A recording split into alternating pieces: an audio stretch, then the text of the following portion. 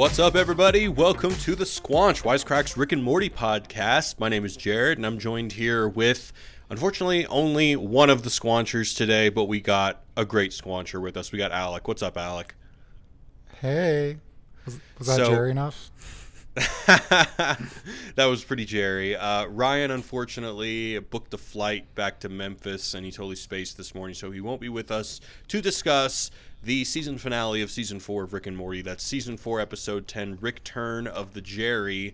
As always, we're going to go around and get some first impressions. What was it like watching this episode?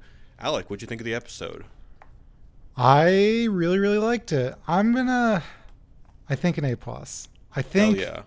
I don't know how many A+'s I've given, but I was laughing my ass off all the time, which I don't often laugh out loud like that, but was just also engrossed in the Star Wars bullshit that was happening. Really like just the premise with the Beth versus Beth and the whole clone thing. I thought it was like really captivating and interesting. What about you? Well, I certainly didn't expect what they turned out to do. I mean, because I'm always thinking that whenever they tease some sort of serialized element that they're probably either going to never come back to it like they do with Evil Morty, or, well, I mean, I guess they kind of tease Evil Morty every once in a while, but we never really get anything fully fleshed out about him. And I always assume that a lot of these serialized elements are probably just these one-note jokes. Like, I didn't think that Phoenix Person would ever come back. Although maybe that's kind of a dumb thing to think, because Bird Person's such a good character, they need to get him back in there somehow, which I think is going to happen because it seems like Rick is going to rebuild him. But I didn't think they would ever address the Beth as a clone thing, because it's something that works so beautifully as something that's just ambiguous. And interestingly, we still are in that state where we don't know who's the clone. So it's still ambiguous. It was an interesting way to end the season. I thought it was funny. I thought it was a really well-made episode. I was completely wrong in my guess that they would end the season with some sort of like pseudo breakup between Rick and Morty, because there'd been some like bubbling tension between the two of them, but rather they kind of just continued with Beth's seeking approval of her father that we saw a little bit in the last episode, and brought back all these serialized elements and really gave the people what they wanted. And I thought it was pretty glorious. Not that there was a Rick and Morty breakup, but there was a kind of fuck you, we don't care about you, as they storm off and don't watch his what are they called, the memory crystals? Oh, well, that was the Beths. Yeah, but the whole family is like, nobody cares. Because he kind of invites everyone to watch it with him. Well, see, that's the attitude that I thought the show was taking, is that nobody cares whether or not Beth is really a clone or the other one is the clone. Mm-hmm. And that's kind of the attitude that I came away with at the end of that episode in Season 3. And I assumed that the creators thought similarly, and I still think that they think that, but I guess we have now this new episode that reinforces that. But overall, I thought it was a great way to end the season, an explosive way to end the season, man. That fight scene between Phoenix Person and Pee-pee. Rick, PP, was fucking raw. Also, and I'll get to this after the recap, this episode has one of the most, I don't know if I'll call it obscure, but one of my favorite references it's ever made. But it's also one that, although I get the reference, I don't understand why they made it. I think I know what you're talking about. Is it? I had to Google. I was like, that's got to be from something. Oh man, you Googled it. If it came up immediately, I'm surprised. But let's do that after the recap. Sure. All right. So we open the episode with a space adventuring Beth fighting the New Galactic Federation, suggesting that she is the real Beth C-137, and that back in Season 3, she actually did take Rick up on his offer to clone her and liberate her to do what she wants. Or so she thinks. Thinking an explosive device resides in her neck, she returns to C-137 to kill Rick. Summer and Morty fight over Rick's Invisibility Belt, while the New Galactic Federation, led by Tammy, breaks into Dr. Wong's office to pursue adventurer Beth. The two Beths meet, get captured by the Federation, and Rick kills Tammy as a Death Star ripoff starts to destroy Earth. On board the Death Star ripoff, Rick fights Phoenix Person while the Beths escape together. Due to the Death Star's sponsored deal with Wrangler, Summer is able to destroy the laser by putting Morty's Wrangler genes in the way of the laser. Using the Invisibility Belt, Jerri weakened at Bernie's Tammy, giving Beth enough time to turn Bird Person off and save Rick. Back at the Smith house, Rick offers the Beth's knowledge of who the real clone actually is, but both of them have more important things to worry about. Rick looks at the memory and reveals that Beth left it up to Rick, and Rick left it up to chance. In the post-credits, Jerri tries to throw away the invisibility belt, but it turns the garbage truck invisible, which starts a whole new franchise of Invisible Garbage Truck Jerri until he runs out of gas. End of episode. It's a new franchise. It's a new franchise. I'd watch it. Another right, Dan Harmon song, too. You know, I have a theory about Dan Harmon being in a lot of these episodes, but I'll get to that after. Speaking of sponsored deals, this episode is brought to you by a really cool card game called Forks in the Timeline. I don't know if you guys can see it, but I'm holding it up right now if you guys are watching the live stream or watching this on Wisecasts. Forks in the Timeline is a really cool Rick and Morty-esque card game because it's a party game and the thing I like about it is it's all about creativity. A lot of party games are about creativity, but I think this one is I think this one is in particular. It's very simple. So there's 3 different kinds of cards. There's a question, a fork, and a bonus. And basically, like other party games, you have a judge who judges who gives the best answer. So you pick a question. So for example, I just picked a question. What question would you ask a fortune teller? And then you pick a fork. And the fork is like the fork in the timeline or various different timelines like you would have in a Rick and Morty-like scenario. And the fork is in a timeline where humans have only 2 fingers per hand. So then you would go around and ask all the people that you're playing with is what question would you ask a fortune teller in a timeline where humans have only 2 fingers per hand? And whoever gives the best answer as dictated by the judge wins 5 points. The person who gets the second best answer gets 2 points, and then you just play until you get X amount of points or until you want to stop playing. It's a pretty loose game. The bonus points can give you more points, can screw with your neighbor, give them less points, whatever.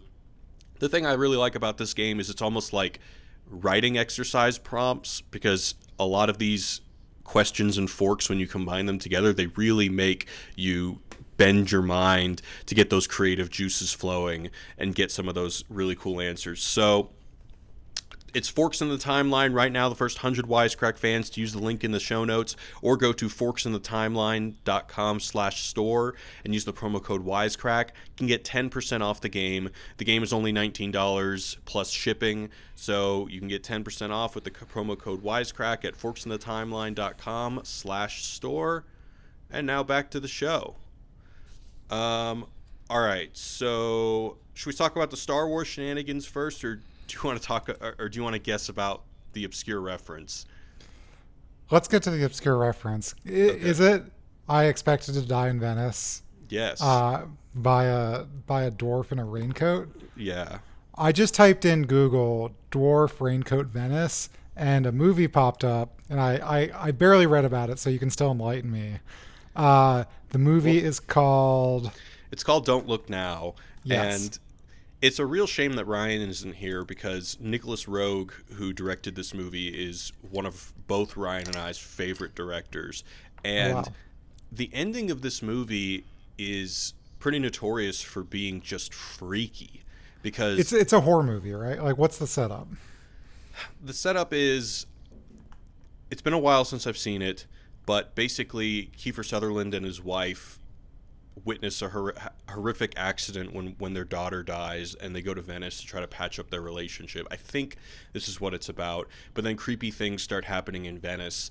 And really, spoilers, the ending... there's some pretty surreal things. The one thing I do remember about the movie very vividly is that it's got one of the best sex scenes ever. And when I say one of the best sex scenes ever, I don't mean it's necessarily erotic. Yeah, it's not necessarily erotic or steamy, but it's just very raw and feels very real. So I definitely recommend the movie Don't Look Now. You're not going to glean any extra knowledge about this episode from watching the movie, but I can just say that it's a really eerie movie, a really effective movie, and it's old school Donald Sutherland, and I really recommend it. As far as why Rick said that, I don't know, man. It really just seemed like a pretty random reference, because even in the movie, everyone watches that movie, and as soon as that happens in the end, everyone's just like, what the fuck? What was that? And so I have to imagine it's getting murdered by a dwarf in a raincoat. it's getting murdered by a dwarf-like figure, because even when you watch the movie, you're like, wait, what was that? It was definitely something short, but it definitely looks a little bit more deformed than just a regular little person. Like it's some sort of creature in a movie that had no supernatural elements up until that point, if you could even call it supernatural. I want to watch this movie. Is this going to be our new network? Probably not, just because network. I mean, I prefer network. It's a better movie, but I prefer. Well, gosh, I can't really say I prefer Nicholas Roeg over Sidney Lumet, or Lumet, whatever his name is. But it's pretty awesome. So I definitely recommend everyone check it out. But do you think? I'm curious. You know how sometimes, God, I can't. There's like a name, like famous people will mention a product, and sometimes there'll be, I'm just going to call it like the Jared effect, where like Jared, shouts out that he loves Taco Bell and everyone goes, not that. I mean, Szechuan sauce is the perfect example, but do you think, last episode there was a reference to the Prestige. Now there's an episode, a reference to this. Do you think like you could see like huge spikes in people watching these movies, or do you think most people are like, whatever? I bet you there's a spike. I don't know if it's a huge spike, but if that was their intention, then I say bravo. Thank you guys for, spreading the word about this awesome movie. It would also be amazing if they could just shout out random movies and we could be like ahead of it and then make episodes about like the philosophy of the Prestige. Oh, well, I don't think that many people are going to watch Don't Look Now because of that one reference that goes by so fast. No. All right, what's the Star Wars shenanigans you wanted to talk about? Oh, well, it's not that. I just said just I liked the it. General like Death Star shit. Yeah, no. I don't think it was shenanigans. I mean, the joke in the show is now I have to go do the Star Wars bullshit, which has been a joke that they've been making for a while now, and I was enthralled. Like, I mean, it's kind of like a cheap setup. Oh, they're gonna destroy the planet, but they're self-aware about it. And doesn't really take it away from me. And also what's kind of amazing is that at the beginning in the advertisement for, I think it's the NX-5 planet destroyer brought by Wranglers, they're like, and there's no stupid workarounds. Like we finally fixed all that. And then the dumb workaround is, their advertising deal with Wrangler jeans. Yeah. The sponsored content. I quite like that. I mean, just because, even a giant planet destroyer can't speak out against their sponsor or else the whole thing just goes to shit. Yeah. What did you think about this episode, and actually probably a lot of the episodes this season? They make a lot of jokes about arcs. I liked it. I thought I usually am critical of that, but I actually quite liked it this time, because this episode, there's a lot going on. There was a lot to pack in. I'm surprised they even did the Invisibility Belt subplot with Morty and Summer, because it's just over so quickly. And they make a joke about that. They say, we work together, that's our arc. Might not be Citizen Kane, but why mess with what's going on here? Because they're almost making fun of the fact that, like, okay, they hate each other. They're at each other's throats trying to get this invisibility belt. They screw each other over, and then bam, this big nasty machine comes, and now all of a sudden they're working together. It's not the most fleshed out arc, but that's kind of the point, because there's so much going on in this episode. And I think there's a fine line between it being laziness on the part of the writers and just being like, well, we can only work in a little bit here, a little bit of an arc here, so we might as well just slot it in, make fun of ourselves for trying to slam too much into one episode and move on. I don't know. I also liked it, and I think, and we've talked about this a little bit, but I think the difference is to me, there's a version of meta self-awareness where the only thing happening is the meta-ness, and that's why I kind of didn't like the story train episode, in that like Yeah. every little thing was being deconstructed and was the motivation in itself. And I think this is just like, even without those jokes, I think the episode works. I think even from a writing standpoint, like, it's not like they made a bad choice and then are saying, "Oh, it's okay, we made this bad choice because XYZ writerly reasons." You know, when you're I don't think it's a fault that they tried to pack a lot in, but I think they have to be economical about some things. And they're right that like the main arc happening is whatever's happening between the Beths and Rick. And Yeah. you know, you can't just have Summer Morty and their B plot be completely nonsensical, completely meaningless. Like, you have to add like a small amount of stakes and a small arc, and it's just an itty bitty one, and that's okay. And they're gonna make a joke about that, and then they're gonna make a joke later that Jerry has the best arc because it's so funny. Because again, it's a But completely even that, it's like barely an arc. I know, but it's still the best arc because he ends up weekend at Bernie's-ing Tammy's dead body, saves the day, and it's so stupid and it's amazing and it's great. And then they're going to make a joke about how it's quote unquote the best arc, when again the actual arc that they're going for, that the writers are actually interested in, is between Clone Beth, whichever one that might be, and Rick. Yeah. Well, I mean, specifically to go on more about Jerry's arc, it's that, and I didn't get this the first time I watched it because there was just so much going on, but it's Jerry's therapy puppet. You know how he That's a great arc. yeah, so it goes from Jerry puppeteering a sock puppet with eyes in Dr. Wong's office to him puppeteering Tammy as the best arc of the episode. It's Chekhov's puppet. I'm just gonna call everything Chekhov's blank.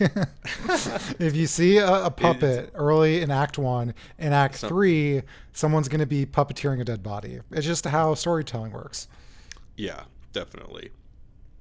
And then there was that one joke about Tammy, that she died the way she lived, over serialized, and would you say this is the most serialized episode of the season? It's got to be.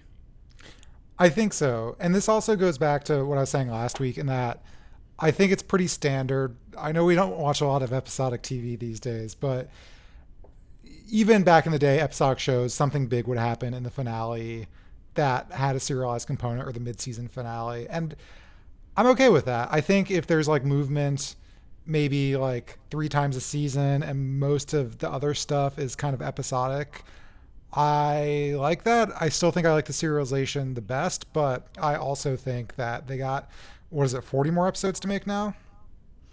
A lot. No, I think more than that, because they got an order for like 70 and they only made 10, so they have like 60 more to. Gotcha. Yeah. You know, one thing I am kind of liking that I didn't expect to like is that Rick has been getting his ass kicked lately. I do like that.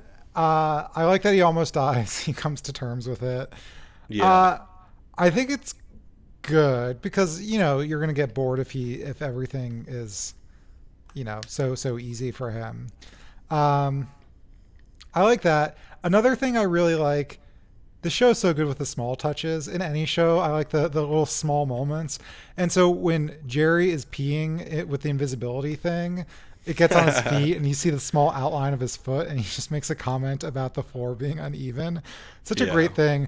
But also an even smaller little thing is that when it's revealed that Jerry is puppeteering Tammy's dead body, he's controlling her head by putting her hair in his mouth. In his mouth. Yeah. Such a little touches like that really, really go a long way. Yeah, they definitely do.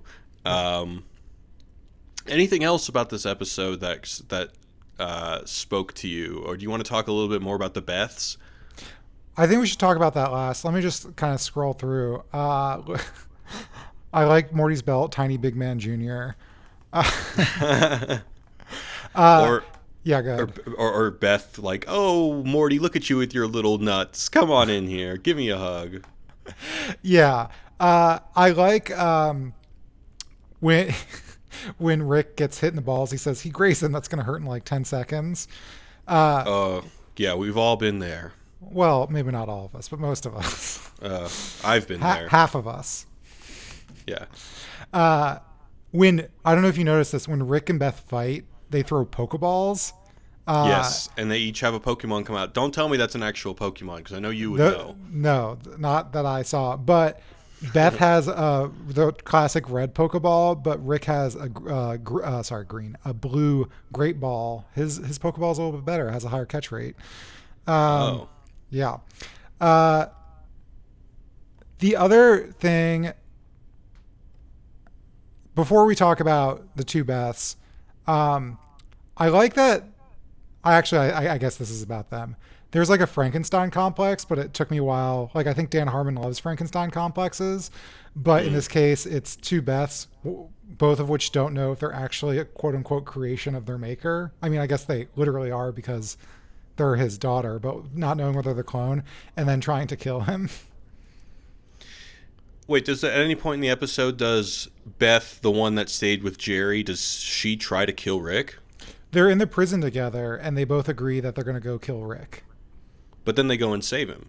What changes? They save him, but they're both very mad at him and contemplate killing him. See, I feel like we're missing a beat. There's got to be something that happens. They're too much a perfectionist for this. They're killing all the bugs. Let me just look at my notes. Oh, yeah, I don't know. I think it's that bird person almost kills all of them, and then they turn, Phoenix person. PP. They turn PP off. But, yeah. They contemplate killing him. The quote-unquote clone one multiple times. The regular Beth at least agrees to go kill him. So, I don't know. Do you think that we're going to have both Beths as characters from now on? I hope so. I think when I haven't liked the season before, it's because of the lack of the family and Beth and Summer and Jerri. And I think this version of Beth is great. I also think the sort of rebel version of her is great. It might get weird. Like, it's always weird when sitcoms add in extra characters and you're like, what the fuck? But I think I'm on board for now, and then I'll probably regret saying this later. No, I don't think it's going to be a regular thing. I mean, if anything, it'll be like Phoenix person or Bird person. It just maybe once or twice a season. Yeah. I want Adventurer Beth to meet up with C-137 Jerri, or the Cronenberg Jerri. The Cronenberg Jerri. Yeah. They would smash so hard. Yeah, they would get along for sure. Yeah, what else? Well, okay. Well, you want to talk about, I guess we've been talking about Beth, but I think I'm okay with them not revealing which one is which, because I think in Rick and Morty fashion, it actually doesn't matter, in the spirit of there are infinite Earths and infinite versions of yourselves. And with that knowledge, and Beth knows this, and Morty knows this, and Rick knows this, maybe Jerri knows it. It truly doesn't matter. And I think, not that they're fucking with the audience, but the audience really wants to know, but we really want to know a thing that fundamentally doesn't matter in the most Rick and Morty way possible. And I kind of like that. Well, ultimately, I think it doesn't matter also because when Beth decided that she might want to clone herself, it was because she was at this crossroads about who she is. Am I a family woman, or am I my father's daughter who goes and starts slave rebellions and stuff like that? And I think the most powerful thing about the ending is that they both say that, well, we don't care about your memory blasting, or we don't care about your memory thing because we've got better stuff to do. And then the Beth that we're familiar with says, I've got to take care of my family, and the other one says, I've got adventuring to do, or something like that. The adventurer one even says we have to take care of a family and fight the new Federation. The new Federation, right. And so I think it's kind of both, and I don't know if they're going to split the duty on traditional lines with old, we'll call her Jerri Beth, taking care of the kids. So that's one way to think about it. The way I was thinking about it is that they're just comfortable in their identities. Yeah, I think so. And what I really like about it is that I think, in real life, people are at these crossroads and, you know, trying to define who they are. And I think the episode is kind of not to say it doesn't matter, but both Beths are not necessarily, it's not like one Beth wins. Like there's not a good or bad choice, which I really like. And both Beths are sort of haunted by what they are or are not doing. You know, they show Adventurer Beth at least aware of the fact that a clone Beth is back home. Obviously, like even though she's doing exactly what Rick would be proud of, she clearly has some like daddy issues still. And I also think it's interesting that they kind of come to respect each other, because it's kind of saying, it's not, oh, I'm jealous of that other Beth. Like, why didn't I go become out and become an adventurer? Or, oh, why didn't I stay home with my family and, you know, be a good mother and all that? I don't know. I think it's smart to kind of affirm both of them. Yeah, definitely. Because, I mean, definitely the thing that you don't want to do is there's that part where what's the kind of pasta that Jerri likes? Oh, dinosaur pasta? I think I know dinosaur. Exactly. It does taste better. I don't know why. The shape, it's like the surface area with the it's usually mac and cheese, right? I don't know. I'm unfamiliar with dinosaur pasta. Well, Jared, we gotta have a bonus episode. No, I'm kidding.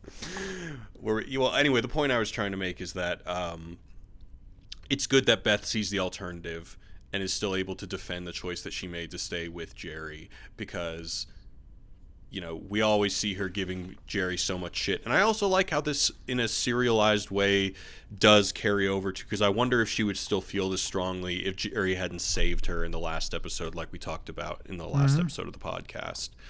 Jerri keeps saving people. He keeps saving people. Not exactly in a badass way like Cronenberg Jerri, but in his own Jerri way. And that's why Jerri's the best character. Yeah, he saved Rick's life, and you're not going to see Rick say thank you. God damn it. Yeah. Oh, I had a question. So Beth, I forget which one, goes to punch Rick, but not really, and he flinches. Is that a callback? Does Rick do that to Jerri? Or like at another season finale? At which point is this? So right at the end where he's trying to get them to watch the memory crystals. He flinches. And I swear to God, someone did that to Jerri, and it was like, haha, look at Jerri, he's so pathetic. And now Rick is the pathetic one. That also rings a bell. I think you're right, but I can't exactly cite when exactly that happens. Fair enough. But I do like that serialization, but I also wonder if, you know, Dan Harmon, when he talks about sitcoms, it's like everything has to happen, but functionally nothing can change. And I wonder if it's like, do you think some of the arcs are kind of just for show in a sense? Like, are the characters now at the end of season 4 much different than they were in season 1? Maybe. I think it's going to just be very slow. Like, I don't think we're ever going to see Beth not want to seek her father's approval. I don't think we're ever going to see Jerri become the Cronenberg Jerri. I don't think we're ever going to see Morty stop being a horny little teenager. I think that, yeah, for most part it is a little bit of lip service, but I mean, there are these baby steps that will be taken. But as far as being, you know, Jerri, for all of the good things that he's done, especially these past 2 episodes, he'll continue to be the butt of a joke for being unemployed and useless.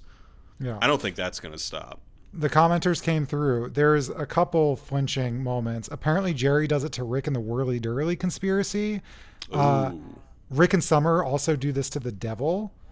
Another commenter said. Yeah. And then,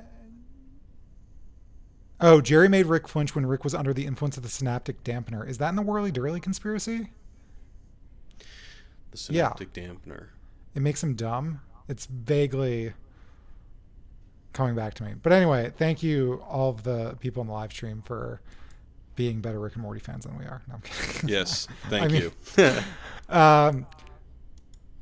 Okay, so there's that. Rick coming to on this sort of serialization, Rick coming to realization that he's a terrible father. I think that's probably lip service, kind of like him caring about Morty. Like, does he, doesn't he? I think it's kind of going to be in that perpetual ambiguity, I guess.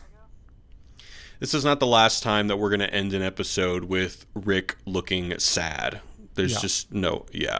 I mean, that's not going to stop. Although, I mean, it would be interesting to, because if Rick did decide that my main MO is to be a better father at the beginning of season 5, I would love to see how he tries that, because I'm sure all his efforts would be very misguided. Yeah, that I think just not forever, but just as a season where he uses his technology to try to make his kids happy and take them to Wendy's or something, but they all get mad for a variety of other reasons. That could be maybe at least a couple episodes. I would like that. Yeah. Um, I think that's it. I do want to give a shout out. I forgot about this gem of a moment where there's the hold up. Uh, Jerry gets the gun, and Rick says, "Everybody drop your guns except for fucking classic." And Jerry drops the gun. Oh, yeah, yeah, yeah. He's the only one, in fact. Yeah. Uh, Okay. should we? Do you have anything else? Should we get into the mailbag? No, let's go ahead and go into some voicemails first. So you Oh, guys yeah. can hit us up at, well, actually, we probably won't be back until season 5, or maybe if we score a good interview or something. But just in case we decide to do maybe a mailbag episode or something happens Rick and Morty related before season 5 comes out, you can hit us up at 213-534-8807 or 21-ELF-HUT07. So, first thing I got to mention is that we got a voicemail from Jeff further confirming Cannibal the Musical references. But unfortunately, and he put in the work and actually had some clips that he put together from Cannibal the Musical and this most recent episode, not the one that we're covering today, but the previous one. But unfortunately, we can't really hear the clips that he put together, so we're going to skip that one. But thank you, Jeff, for putting in the work and continuing to try and convince us that they're hardcore Cannibal the Musical fans. But anyway, we're going to start off with a voicemail from Jason. Hey, Squanchers, this is Jason calling in about the most recent episode of Rick and Morty, the Children of Mort. You guys were talking about the Deus Ex Machina moment with the spaceship flying into the god that was about to kill Rick. And just one thing funny that I just realized is Deus Ex Machina literally translates to God in the machine. And in that moment, the spaceship flies into a god, so it's a machine in God. So I don't know if this was an intentional kind of play on words that the writers were going for, or if it's just a happy coincidence. In any case, I think it kind of results in something really funny that twists the Deus Ex Machina trope, and I enjoyed that. Love the show. Keep it up. Thanks. I think it's Awesome a coincidence. voicemail. Really? I think it's, I don't know. There have been some Deus Ex Machina writers jokes in a couple of movies. My favorite one is in Toy Story 3. Spoilers, by the way, but in Toy Story 3, toward the end, when it's like the most soul-crushing moment in animated history, where you think all the toys are going to die, and then the claw descends from the sky and brings them out. So it's like literally a Deus Ex Machina in terms of the story mechanics, but it's also Deus Ex Machina in that literally there is a machine descending from the sky to bring our characters out. So, I mean, I think it could have possibly been intentional, because I think writers are usually pretty aware when they're employing a Deus Ex Machina, and if they have a literal god and a literal machine, I don't know. I think it's possible. But I think, yeah. Well, I mean,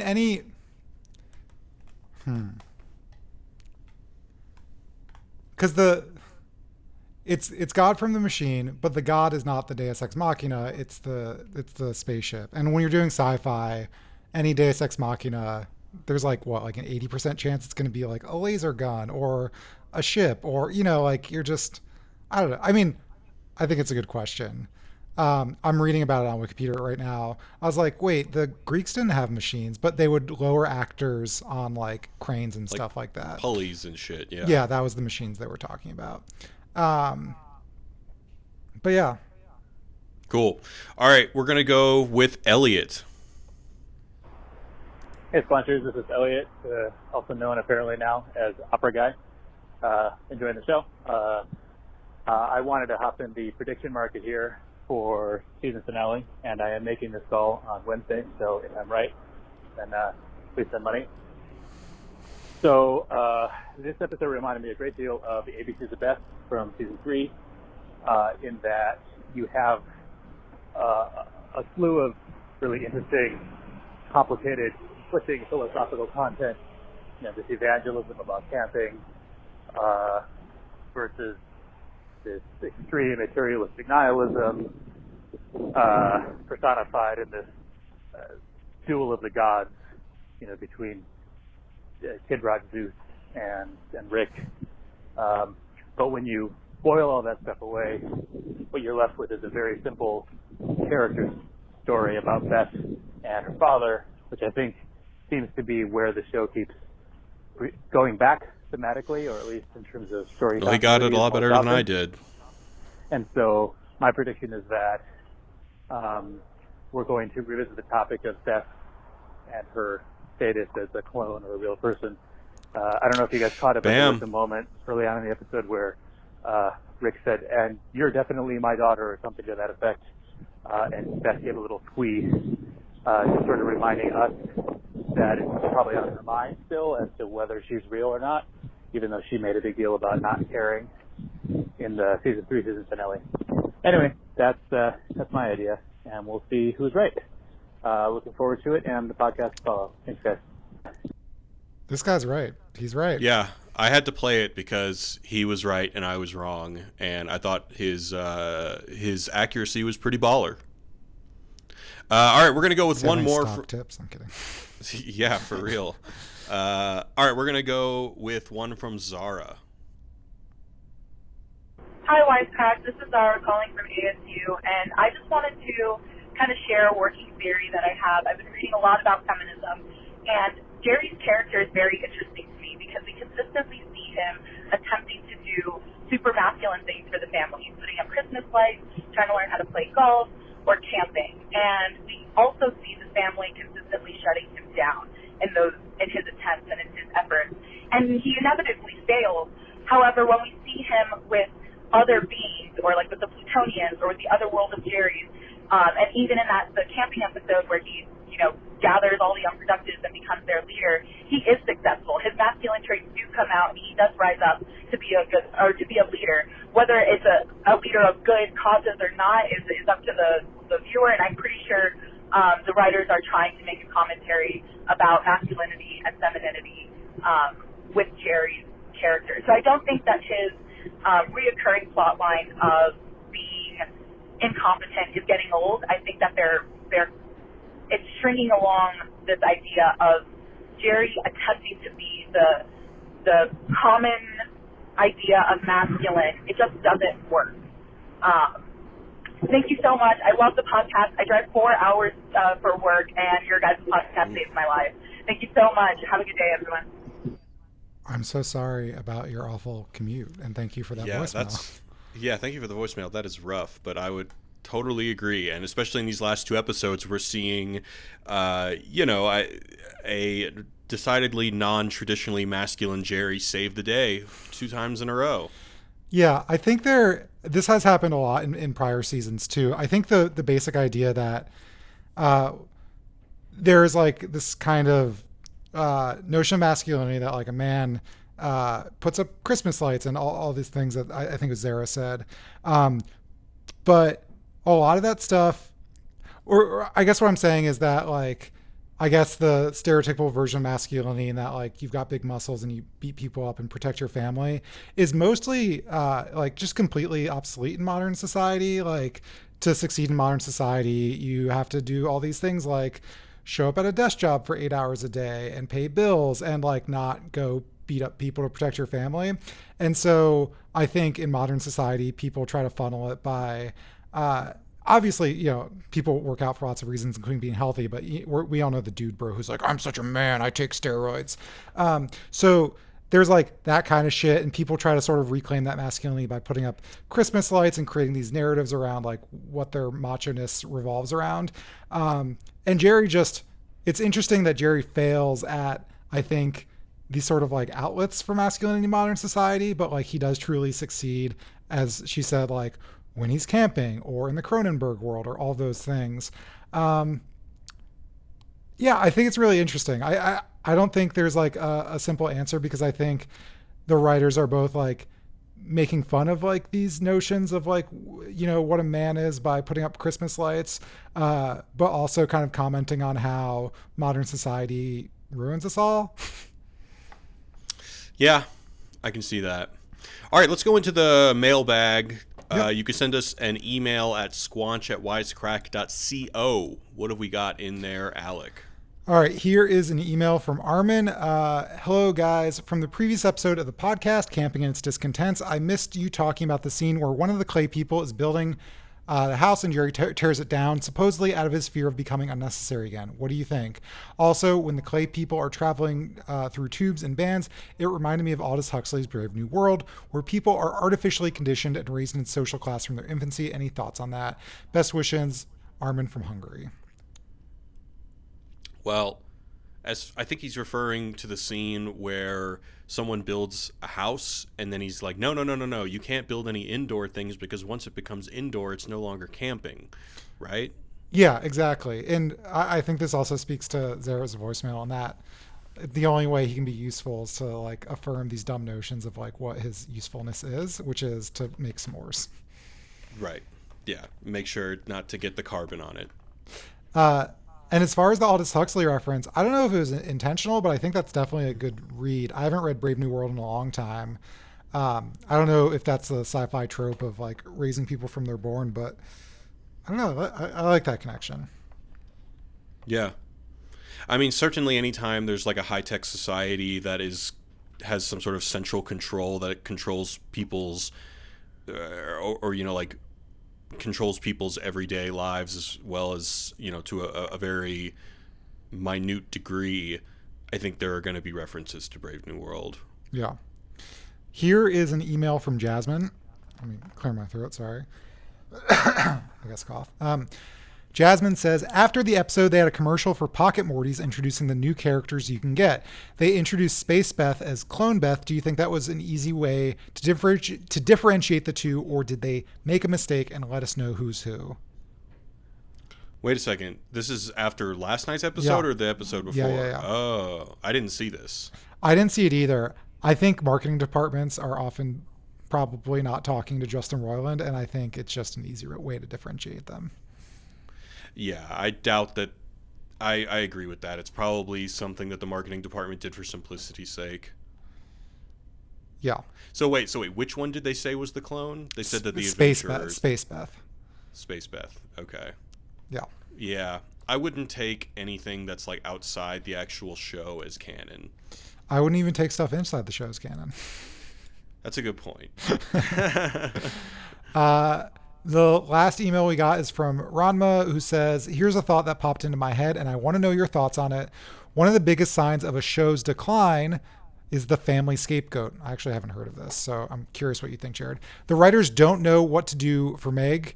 The writers in Family Guy don't know what to do for Meg, so they make her a universal punching bag. They run out of ideas for Bart in The Simpsons, so they just focus all the story about him on him being a failure whose family hates him. Every bad thing in the world is Timmy Turner's fault for existing, Squidward, etc. I don't know who Timmy Turner is, but neither do I.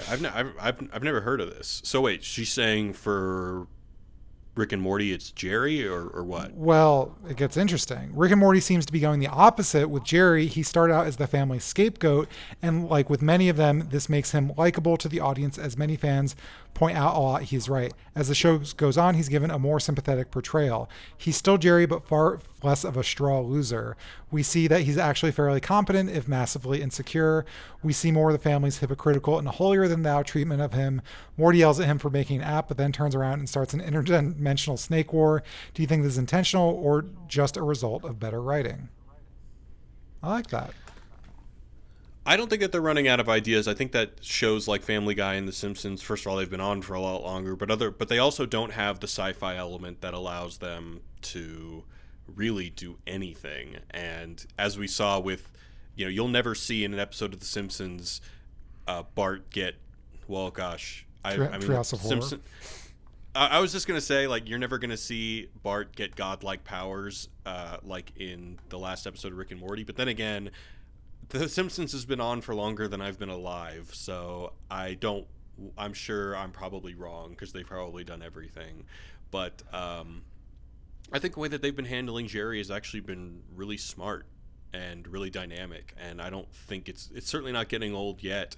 And I think they've got plenty of ideas and plenty of ways to play with, because we've talked about, even in this episode, how Jerri is able to surprise us by overcoming the biggest obstacles in the episode, but not by being this traditionally masculine person. With the invisibility belt and all these other sci-fi opportunities, there's going to be a lot of really fresh ways to do that. So I don't think it runs the risk of getting that stale. Well, I think Ranma was saying that the show's doing the opposite of Meg, right? Meg starts off as Meg in Family Guy, and then every episode becomes about how the whole family hates her.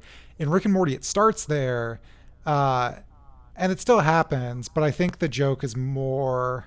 I don't know, I think they're being...